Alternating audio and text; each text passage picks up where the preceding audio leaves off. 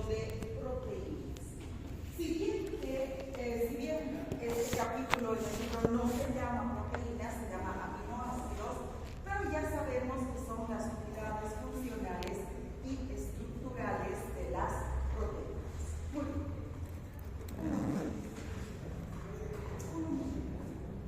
10. Dávalos, Rafael.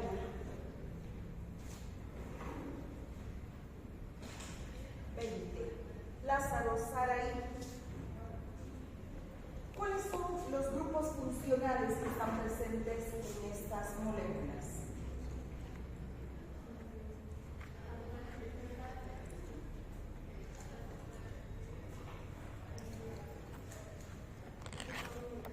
El grupo amino y el grupo carboxilo. Entonces tenemos dos grupos funcionales que se encuentran presentes. Esa es la característica de estas moléculas conocidas con el nombre de aminoácidos. Entonces tenemos el grupo amino y tenemos el grupo carboxilo.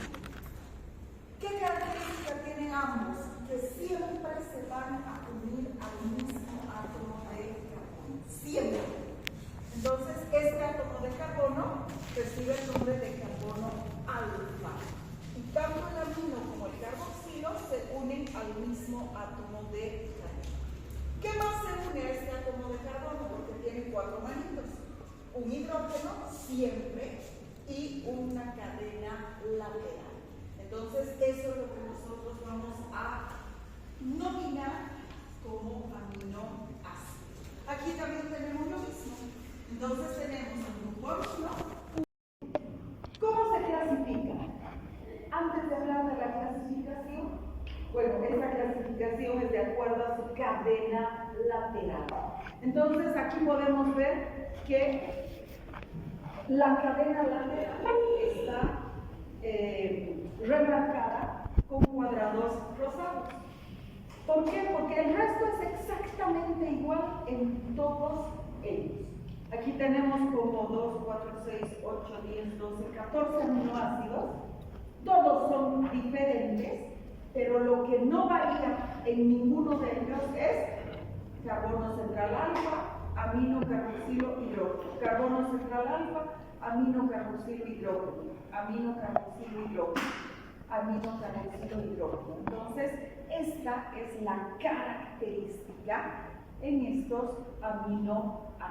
Y todos los aminoácidos, excepto uno que no es aminoácido, es iminoácido, tienen la misma característica. Entonces, ¿cómo se clasifica? De acuerdo a su cadena lateral. Se pueden clasificar en aminoácidos ácidos, aminoácidos alcalinos y aminoácidos neutros. ¿Qué tienen los ácidos? Tienen un segundo grupo carboxilo. ¿Qué tienen los alcalinos? Un segundo grupo amino. Dos, incluso en algunos casos 3 grupos aminos adicionales. Aquí 1, 2 grupos aminos adicionales. ¿Y quién tienen los neutros? Los neutros no tienen ni aminos ni carboxilos adicionales. Presentan en su cadena lateral una cadena no ionizante. Entonces son neutros. La segunda clasificación, de acuerdo a su cadena lateral, en aromáticos y alifáticos. ¿Qué características tienen? Estos son los alifáticos y estos son los aromáticos. Los aromáticos presentan, como todos los compuestos aromáticos, el ciclo del benceno. Entonces aquí nosotros tenemos ciclo del benceno, ciclo del benceno, ciclo del benceno. Entonces estos son aromáticos, es decir que tienen aroma, tienen olor. Y los alifáticos no tienen olor. Entonces aquí tenemos estos que en su cadena lateral no tienen el ciclo del benceno. De acuerdo a la la frecuencia con la que se encuentran formando parte de las proteínas. Los aminoácidos se clasifican en aminoácidos proteicos frecuentes. ¿Qué quiere decir aminoácidos proteicos frecuentes? Quiere decir que estos se encuentran con mucha frecuencia formando parte de las proteínas. Es decir, que nosotros vamos a consumir cualquier proteína proveniente de la dieta y si buscamos estos aminoácidos, los vamos a encontrar en cualquier proteína dietética. Por eso son proteicos frecuentes. Tenemos dos que son aminoácidos poco frecuentes, aminoácidos proteicos poco frecuentes. ¿Qué quiere decir? Quiere decir, como dice la imagen, que forman parte de la estructura de las proteínas con poca frecuencia. Entonces no vamos a encontrarlos en todas las proteínas. Van a haber proteínas que no tengan estos dos aminoácidos. ¿Cuáles son? La hidroxiprolina y la hidroxiglicina. Entonces tenemos dos aminoácidos proteicos poco frecuentes. Y finalmente tenemos los aminoácidos no proteicos. Son aminoácidos que no van a formar parte de las proteínas. Son aminoácidos que actúan de manera libre, ¿sí? O son precursores de otros aminoácidos proteicos. Entonces estos son la beta-alanina, las hormonas tiroideas como la tiroxina, la citrulina, el ácido pantoténico, ahí están las hormonas tiroideas y la arginina. Entonces son aminoácidos no proteicos. Es más, el ácido pantoténico es una vitamina. Es una vitamina del complejo B. Es una vitamina hidrosoluble. Y estos son los más importantes, de acuerdo a la capacidad que tenemos para sintetizarlos o no. Entonces, estos aminoácidos, de acuerdo a la capacidad que tenemos de sintetizarlos, a la importancia nutricional que tienen, tenemos aminoácidos que son esenciales. Solamente de todos los aminoácidos que les he estado mostrando, estos 10 aminoácidos tienen que saberlos. El resto no interesa. ¿Por qué? Porque si yo les pregunto aminoácidos proteicos frecuentes, con toda seguridad que están estos 10. Porque son muy importantes. ¿Qué características tienen estos aminoácidos esenciales? Vamos afuera, vamos. No me vas a hacer caso. Entonces, ¿qué características tienen estos aminoácidos esenciales? ¿Qué quiere decir esencial? Que no puede faltar, que es imprescindible, que necesitamos, ¿sí? ¿Y por qué los necesitamos? Porque no podemos sintetizarlos. Entonces, esa es la característica de estos aminoácidos esenciales. Necesariamente, imprescindiblemente, tenemos que consumirlos junto con la dieta. Si no los consumimos, vamos a tener problemas carenciales. ¿Por qué? Porque no tenemos en nuestro organismo sistema enzimático que permita la síntesis de estos aminoácidos. Entonces, por eso son esenciales. Muy fácil de recordarlos. Hay un mnemotécnico, MTB-FIT-HAL. M es metionina. T, hay dos T's. Puede ser treonina o puede ser triptófano. B de bilabial es valina. P es F, porque no hay la F en, o sea, pH es F. Entonces sería fenilalanina, I sería isoleucina, aquí está la otra T, treonino triptófano, H es histidina, A arginina, y también hay dos L's, que son leucina y glicina. Entonces tenemos los 10 aminoácidos esenciales. Luego tenemos los aminoácidos no esenciales. ¿Qué significa? Que no son necesarios consumirlos a través de la dieta. ¿Por qué?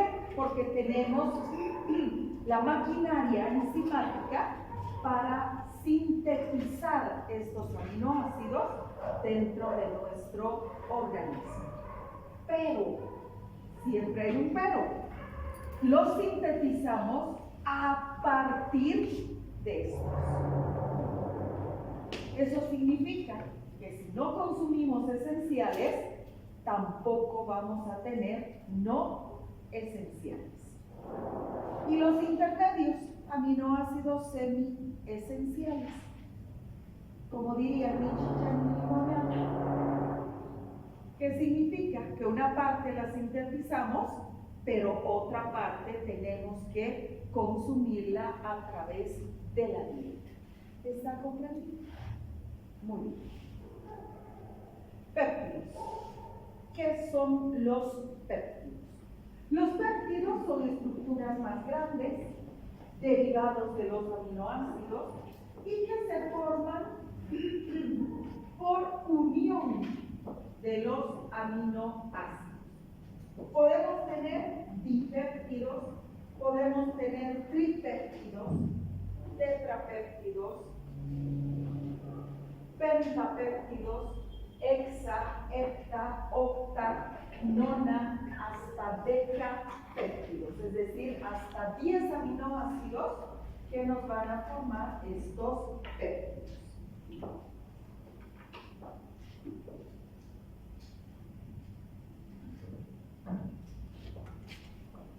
A partir de 11 ya se consideran polipéptidos.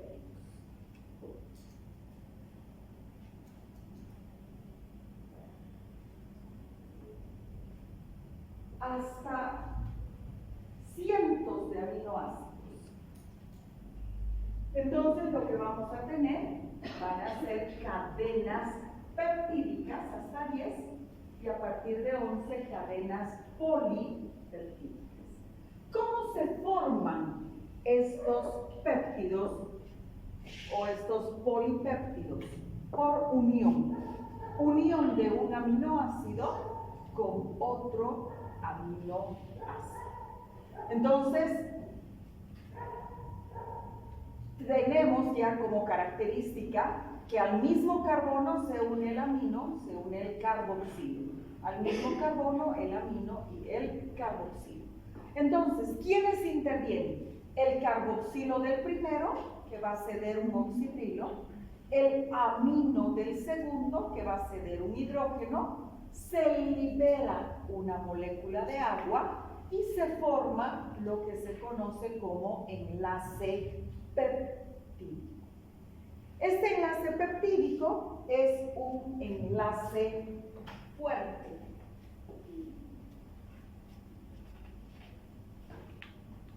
Nina Grover. Al ser un enlace fuerte, ¿qué tipo de enlace podría ser? Hemos hablado de enlaces. ¿Qué tipo de enlace va a ser?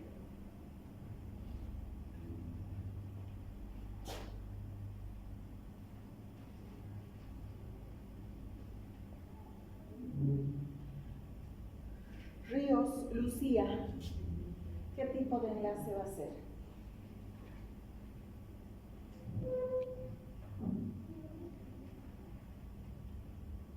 Tirao, Jairo o Jairo.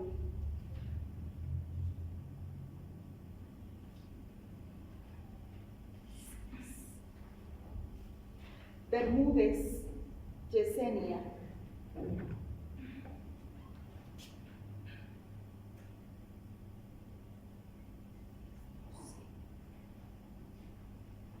Espinosa Montero,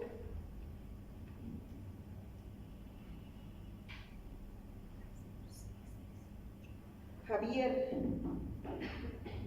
Cielo Amelí. ¿Qué tipo de enlace va a ser?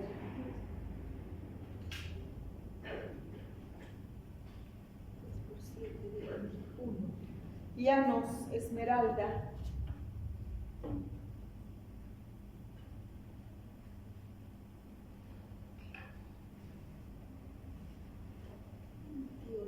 Molina Yasmín.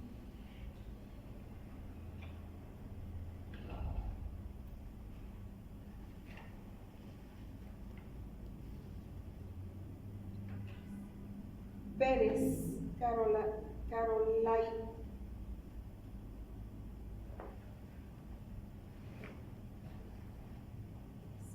Sáenz Marco Antonio.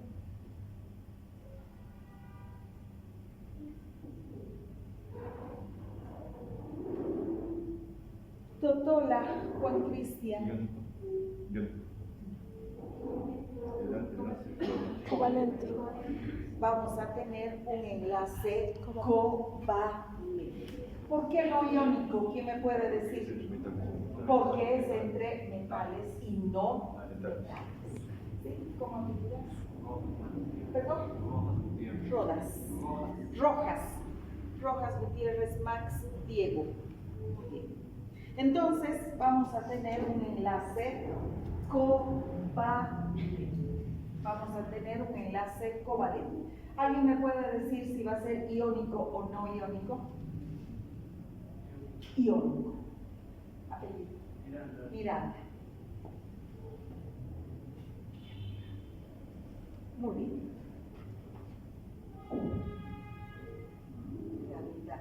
Arce Abraham Rolando. Sí. Entonces, el tipo de enlace que se va a formar va a ser un enlace covalente. En química orgánica no tenemos enlaces iónicos. Siempre van a ser enlaces covalentes. Muy bien. Entonces se va a formar un enlace covalente. Ya no quiero seguir llamando porque si no todos van a tener 0 hoy día. ¿Quién me puede decir qué característica tiene el enlace covalente? Comparten electrones. Por compartición de electrones. Muy bien, ¿cómo te digas? Estoy oyendo.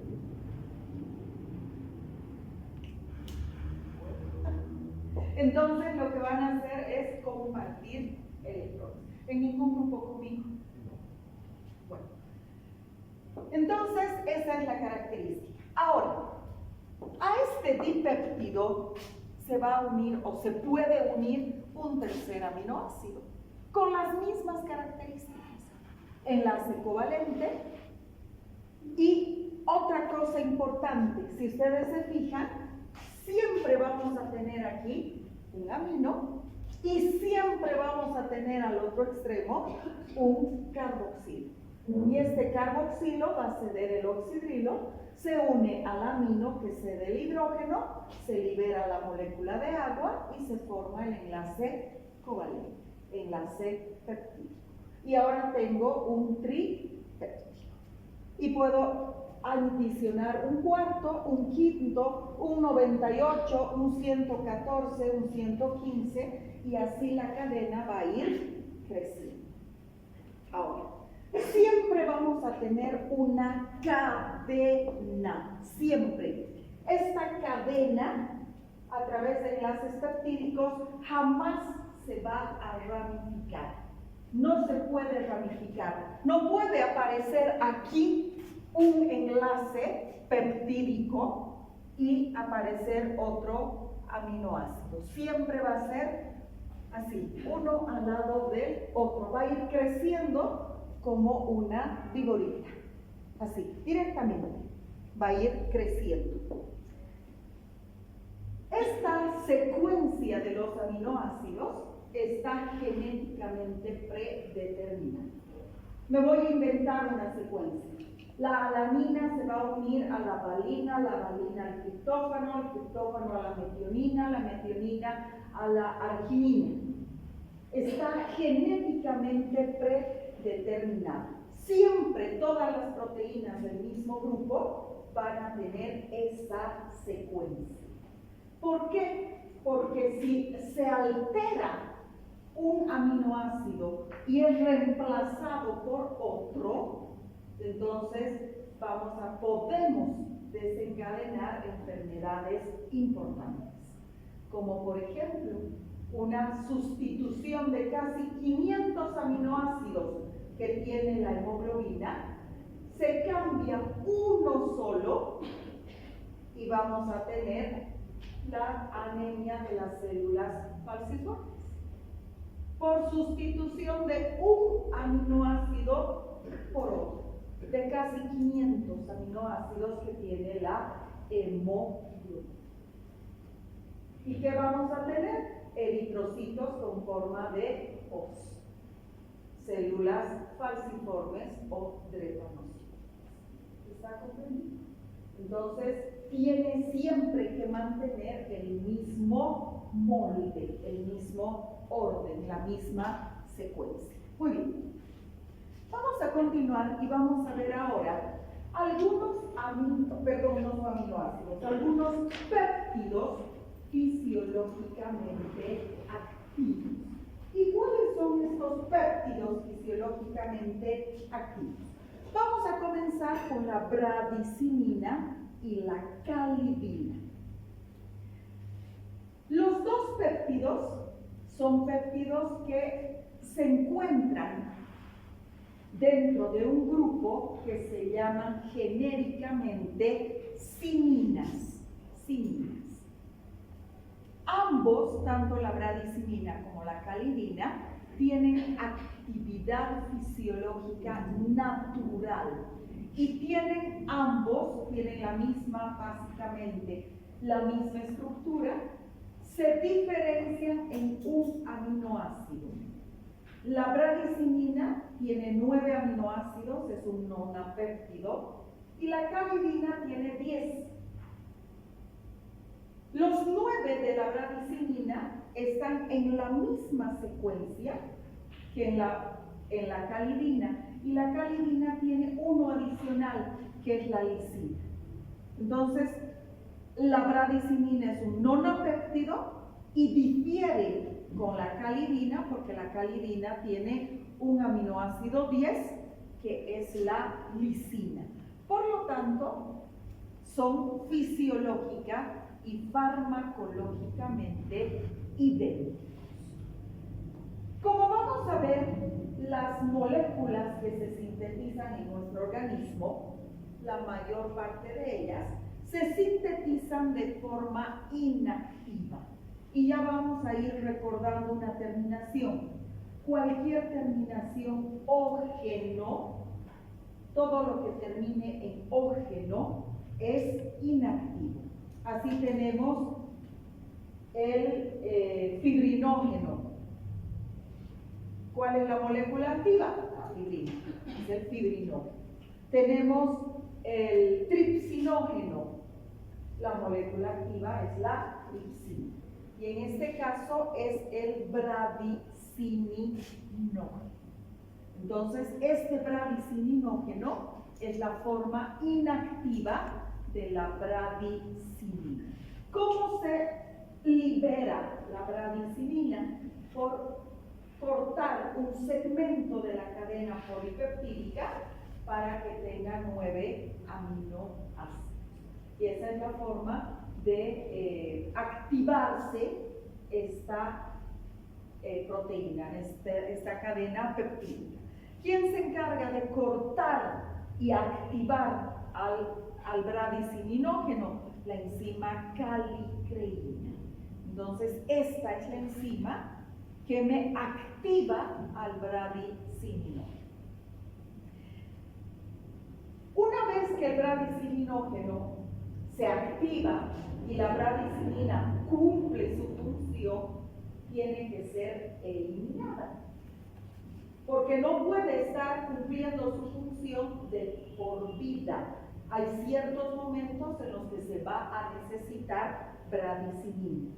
Entonces, una vez que cumple su función, va a ser eliminada, va a ser degradada a aminoácidos y va a desaparecer la bradicinina. ¿Quiénes se encargan de eliminar la bradicinina que ya ha cumplido su función? Esta, la ECA. ¿Alguien sabe qué es la ECA aparte de ti y aparte de ti? ¿Alguien sabe qué es la ECA?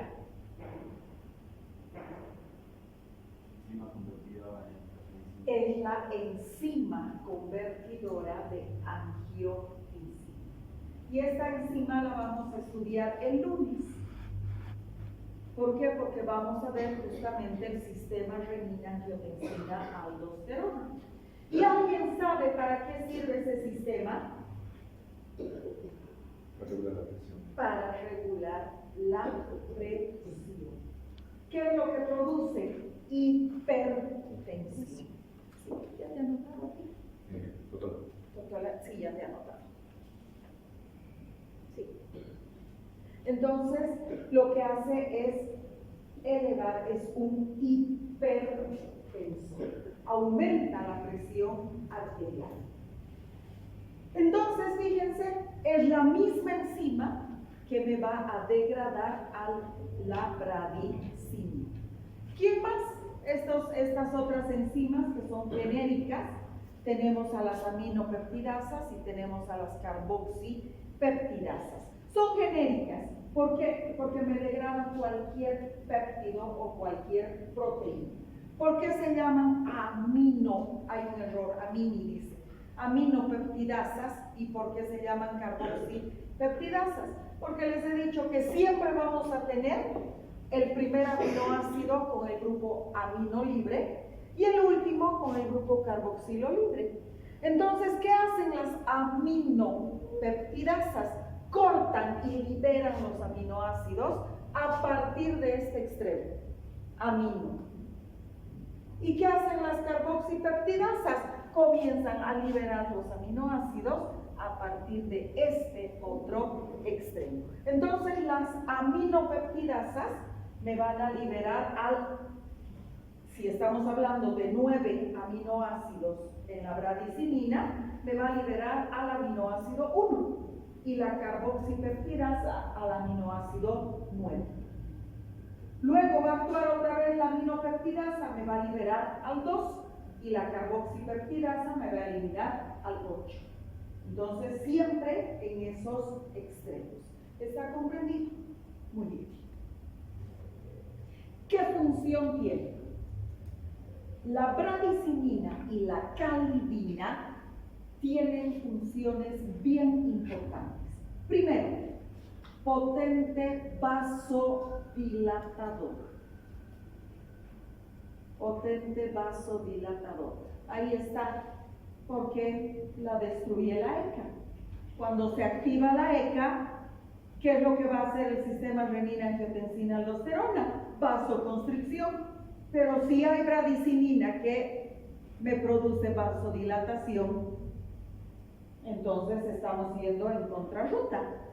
Por eso es que la ECA destruye la bradicinina y evita la vasodilatación y puede producirse la vasoconstricción. Entonces, potente vasodilatador, relaja el músculo liso de los vasos sanguíneos y permite la activación de las prostaciclinas y la activación de los canales de potasio. Entonces tiene una función vasodilatadora. Segunda función, aparte de producir vasodilatación, ¿qué produce? Aumenta la permeabilidad vascular. Levante la mano el que sabe la respuesta. ¿Cómo se llama? ¿Cómo se llamaban? Porque también ya hemos visto. Los huequitos que tienen los vasos. Fenestración. Entonces va a aumentar la cantidad de fenestraciones y eso va a permitir que aumente la permeabilidad capilar. Y como consecuencia de ello, ¿qué va a suceder? Tú mismo. El paso del líquido. Y el líquido ya sabemos que se llama agua. El paso del agua. ¿De dónde a dónde? ¿De dónde? Del ambiente. No, pero en este caso concreto. Intracelular, extracelular. No, aquí no influyen las concentraciones. Del intravascular Del intravascular al intersticial. Aumenta la permeabilidad del vaso y el agua del intravascular se sale y se va al intersticial. ¿Cómo te digas? Nina. Nina.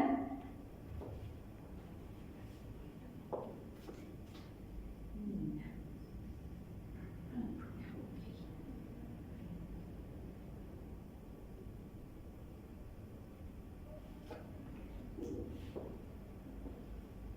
Entonces, ¿qué es lo que va a provocar? Aquí está. Favorece el paso del líquido de agua del intravascular al intersticial. Pero no es ese el principal objetivo de aumentar la permeabilidad del vaso, sino el principal objetivo es permitir que las células inmunológicas abandonen el vaso sanguíneo y vayan hacia tejidos que se encuentran inflamados. Entonces, esto va a promover los marcadores de inflamación. ¿Cómo sabemos que un lugar está inflamado? Yo me he golpeado mi mano, ¿sí? Le he dado un cocacho a la puerta, ¿sí? Y me dice, ¿qué le ha pasado? Su mano está hinchada, está inflamada. Entonces, ¿cuáles son los marcadores de inflamación? Puede estar enrojecido. ¿Perdón? Es lo que se llama la tetra de Cells. Correcto. El rubor, tumor, calor y tumor y dolor. Entonces tenemos los 4 marcadores de inflamación: dolor, calor, rubor y tumor. Ahí está. ¿Por qué se produce el tumor? Porque aumenta la permeabilidad del vaso. ¿Por qué se produce el rubor? Porque van a ir las células del sistema inmunológico. Y dentro de estas tenemos neutrófilos, eosinófilos y basófilos. ¿Y qué tienen los eosinófilos y los basófilos en sus gránulos? Porque se va a producir la degranulación de estas células. Enzima. Histamina. Y eso es lo que va a provocar el rubor, ese color rojo característico. ¿Está comprendido? Entonces tenemos proceso inflamatorio. ¿Qué más? Actúa la bradicilina y la calidina, por supuesto, a nivel de las terminaciones nerviosas, activando la vía del dolor, creando sensibilidad a la palpación asociada a procesos inflamatorios. Entonces, actúa a nivel de esas terminaciones nerviosas. Cuando nosotros tenemos o alguien en la familia tiene problemas abdominales, dolor abdominal, y vamos al médico, ¿cuál es la maniobra que nos hace? Palpación. ¿Y qué es lo que va a suceder si hay una región que está inflamada? Va a doler. Y el médico nos dice, ¿dónde duele más? ¿Aquí o aquí? Entonces, ¿quién es el responsable de ese dolor? La bradicilina. Si no hubiera inflamación, ustedes el próximo año van a hacer esas maniobras en semiología. ¿Y les va a doler? No, si no está inflamado, no duele. Entonces, fíjense, ya tenemos 3. Tumor, aumento de la permeabilidad del vaso. Rubor, salida de células respuestas inmunológicas. Y tenemos dolor, ¿por qué? Porque actúa a nivel de las terminaciones nerviosas. ¿Qué sucede en estos otros lugares? Estamos hablando de órganos huecos: intestino, bronquios, útero. Produce contracción. Y fíjense, parecería contradictorio, porque en los vasos es dilatador. Y a nivel del intestino, bronquios y útero es constrictor. Produce contracción. Y aquí está el porqué de alguna situación. ¿Qué es lo que sucede? Aumenta los niveles de calcio y produce la activación de las neuronas sensoriales. Ahí está, porque duele, a dolor agudo. ¿Qué sucede a nivel intestinal? Cuando nosotros tenemos una inflamación intestinal, ojalá aumente el peristaltismo.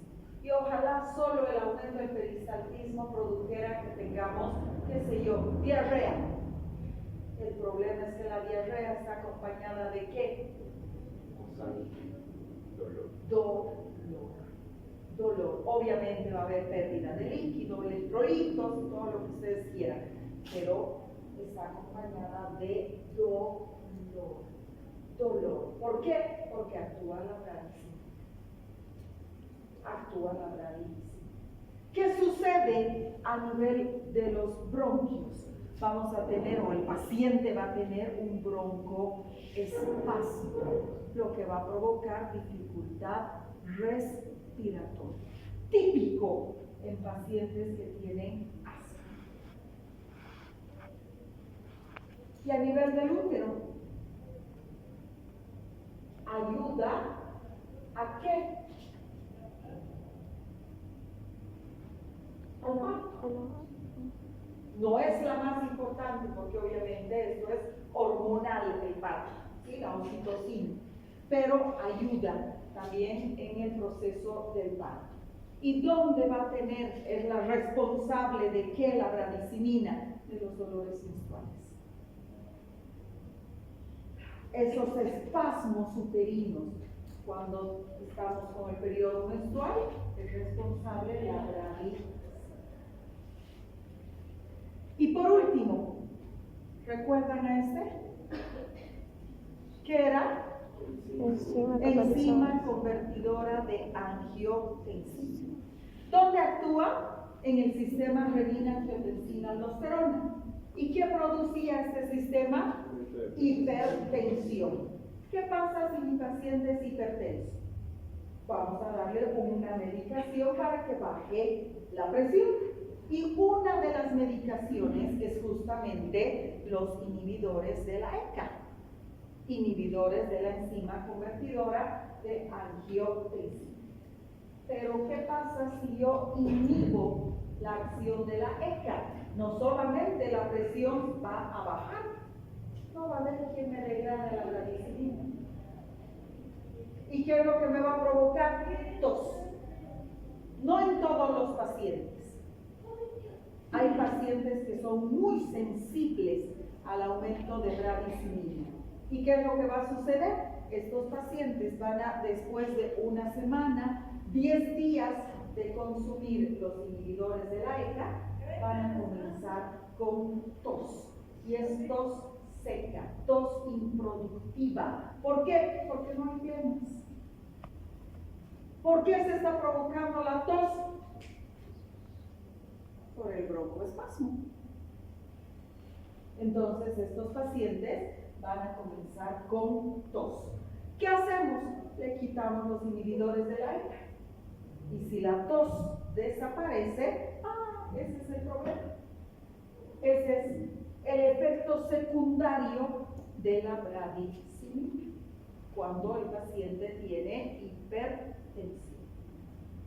¿Qué hacemos? Le damos otro hipertensor, que lo vamos a estudiar el lunes, porque no es la única forma de evitar que el sistema renina-angiotensina-aldosterona funcione.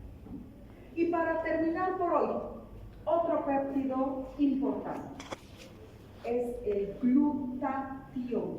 No quiero que me lo confundan con el glucagón, por favor. Es otro péptido el glucagón. Este es glutatión. El glutatión es un tripéptido. Está formado por glutamato, es el glutamil, cisteína, cisteinilglicina. Entonces está formado por estos 3 aminoácidos. ¿Qué acción tiene? Si ustedes se fijan, la cisteína tiene aquí marcado un grupo y es el grupo sulfidrilo. Este grupo sulfidrilo es súper importante. ¿Por qué? Porque tiene acción antioxidante. ¿Qué quiere decir que sea o que tenga acción antioxidante? Que va a evitar la oxidación de alguna molécula. Entonces, este se oxida y la otra molécula se reduce. Siempre. Por eso es que este glutatión, su principal función es antioxidante. Protege a las células de la acción de las especies reactivas de oxígeno. ¿Se acuerdan de los ROS?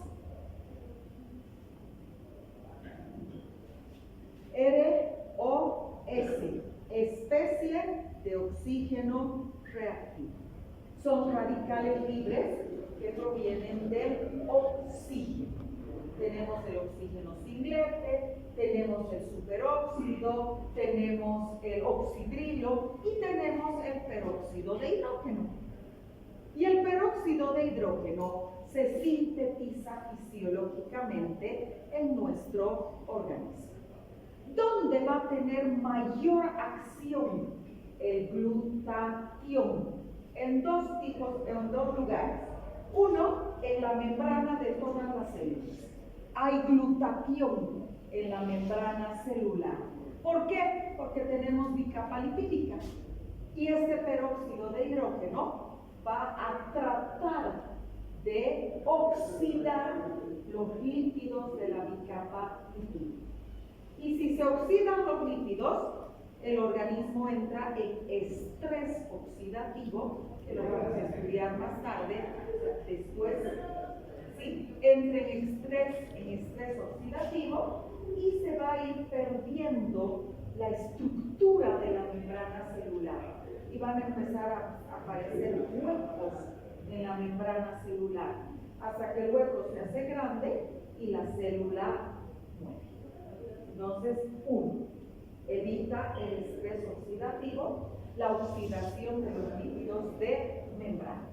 Y 2, tal vez donde funciona o donde tiene el mayor efecto el glutatión, que es en el eritrocito.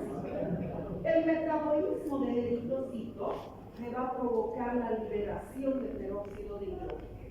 ¿Y qué va a hacer este peróxido de hidrógeno? El peróxido de hidrógeno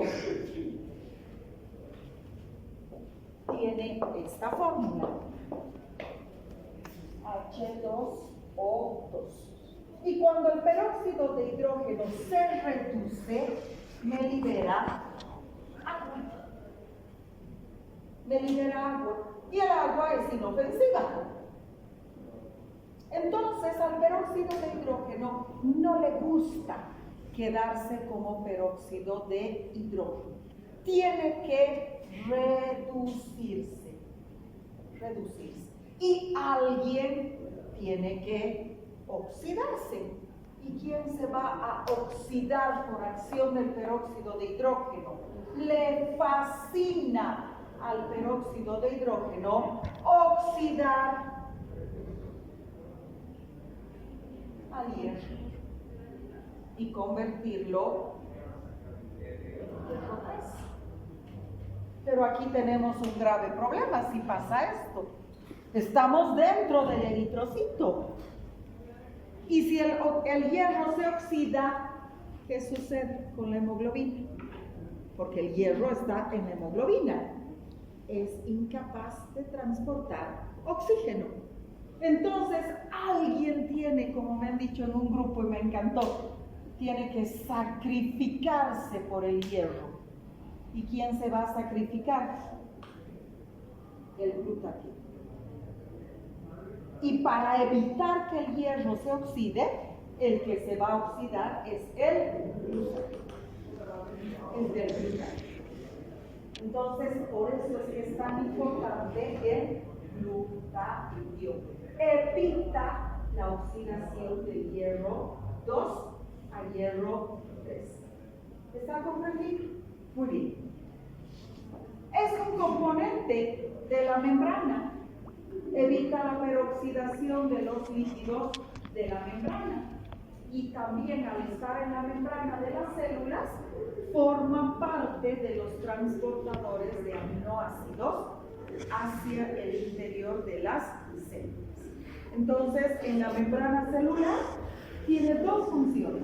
Evita que los líquidos se oxiden y ayuda a que los aminoácidos libres entren dentro de las células. Y la tercera función, participa en la degradación de la insulina. Pero su principal función, evita la oxidación del... ¿Está comprendido? Muy bien, aquí vamos a quedar. No hay clases el sábado, directamente nos vemos el lunes. ¿Sí? No les voy a cortar su feriado. Para el lunes, ahí está. Sistema renina, angiotensina, aldosterona. Tan facilito como eso. Vámonos.